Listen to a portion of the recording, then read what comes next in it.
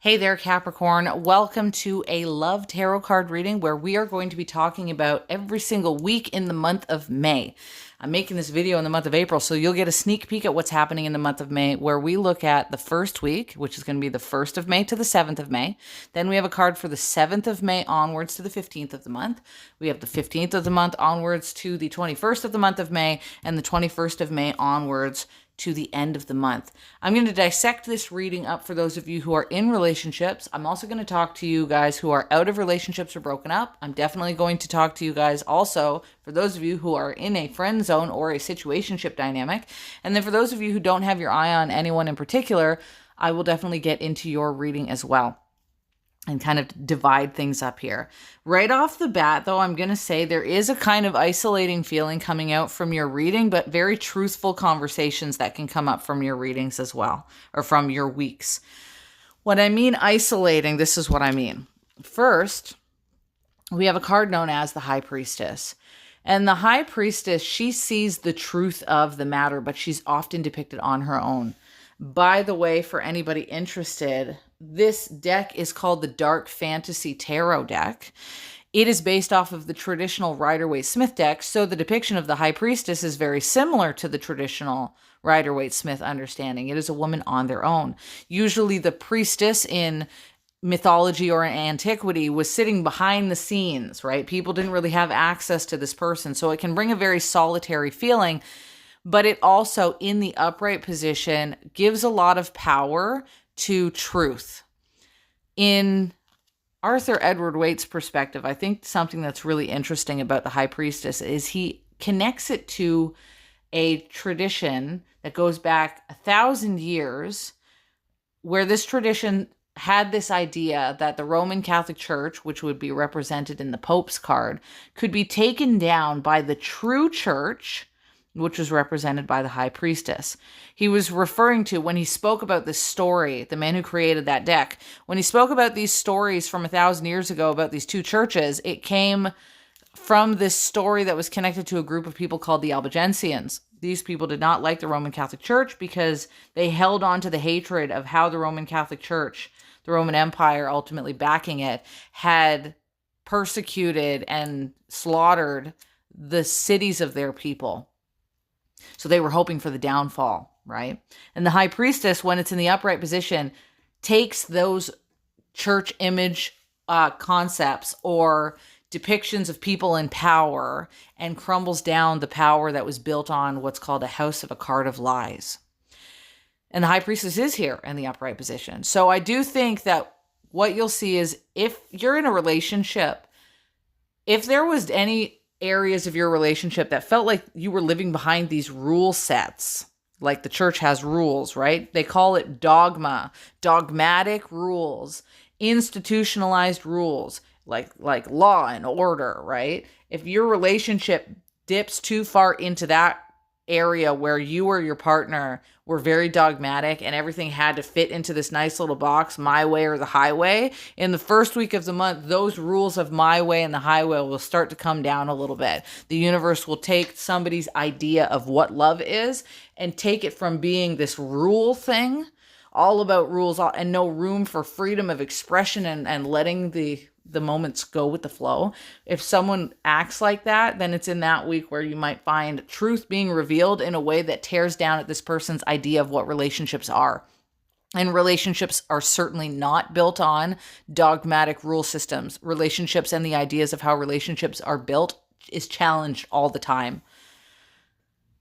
If those of you are already broken up with somebody, then again, your view of that relationship could have been like you were framing it in a certain rule base, like it had to be this way. I needed him to talk to me this way, or I needed her to say this. They had to do this, or I needed to do this for them. Any of those kind of things where people keep score, that might be what you experience being pulled away. Sometimes relationships have difficult parts because people keep score and they say, well, you did this. Well, I did that. Well, you did that kind of thing. That's a dogmatic system. That's a rule-based system where people are keeping track of things that they don't need to be keeping track of. It's based in a lot of fear and safety mechanisms and fight, flight, and freeze response. It's in that week where you could find that being challenged. For those of you in the friend zone dynamic, or in a situationship dynamic, if there are certain rules to this. And sometimes in a situationship, the other person or yourself, they definitely do put dogmatic rules. The idea of your situationship gets challenged, or their situationship gets challenged. If they think it has to be this way, I'm not willing to bust past it, then it's in that week where some kind of truth gets revealed that challenges the system that they're building up.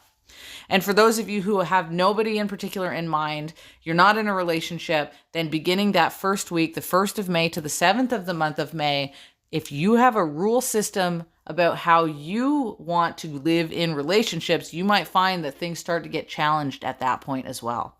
As an example, sometimes we think we know everything about who we want to be with in the future. And then the universe goes and sends us somebody who is not anything close to how we thought we were going to be in a relationship. It comes out of left field and the rules got to change. Now, after the 7th of the month onwards to the 15th, the card of the Hermit is still here. It is a very personal spiritual transformation energy. It is the Hermit, the one who spiritually transforms by going through difficulties. So there can be difficulties that occur, but when it's not about difficulties in that week, it can be about isolation, feeling on your own, because it is a Hermit after all. And you can still be in a relationship with someone and feel like you're on your own. Or you can just be doing your own thing and taking some time. For each one of you, this will happen in a different way. Some of you will actually be separated from your partner. Others of you will just be doing your own thing.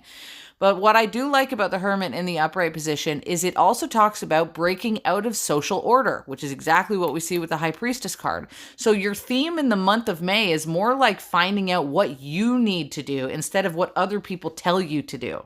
And that theme is repeating with this card. So you have 2 weeks of considering what rules have you been even creating for relationships, and how can you step into not a rule system, but the reality of how life is. How do you make it fair and balanced? And that's where the third part of the month comes in, with conversations with the King of Cups, likely reflecting a person where these conversations are going to be truthful. So you've been thinking about a lot of the truth in the previous weeks, and then in that third week, you actually conversate with a person, or you yourself determines what is fair and true. The King of Cups is the card of the businessman. A lot of times people associate this to the King of Swords, but Arthur Edward Waite, over 100 years ago, he didn't do the whole idea that swords equals emotional intelligence.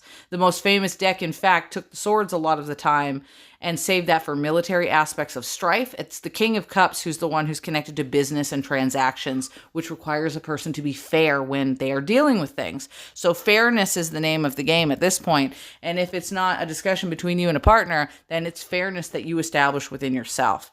I want to take a moment here just to mention, before I go on to this last card, that I'm going to be doing another reading for you guys. It's going to be a life reading. This is love, right? But I'll do an extra reading for you guys about every single week in the month of May, where we tackle your career, your employment, how much money you could have, the contracts, the selling of your house, all that kind of stuff. So if you're interested in some extra videos, feel free to go to the top of my profile. There is a button that says subscription. And if you click that and become a subscriber, it can unlock all the extra month videos.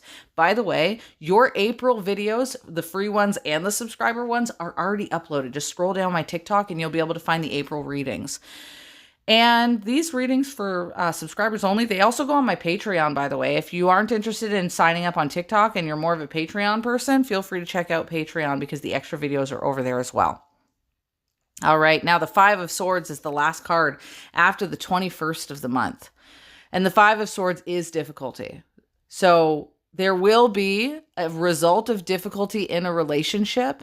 Argumentative energy, fighting, and strife can come out of that final week after the 21st, so just watch out for that.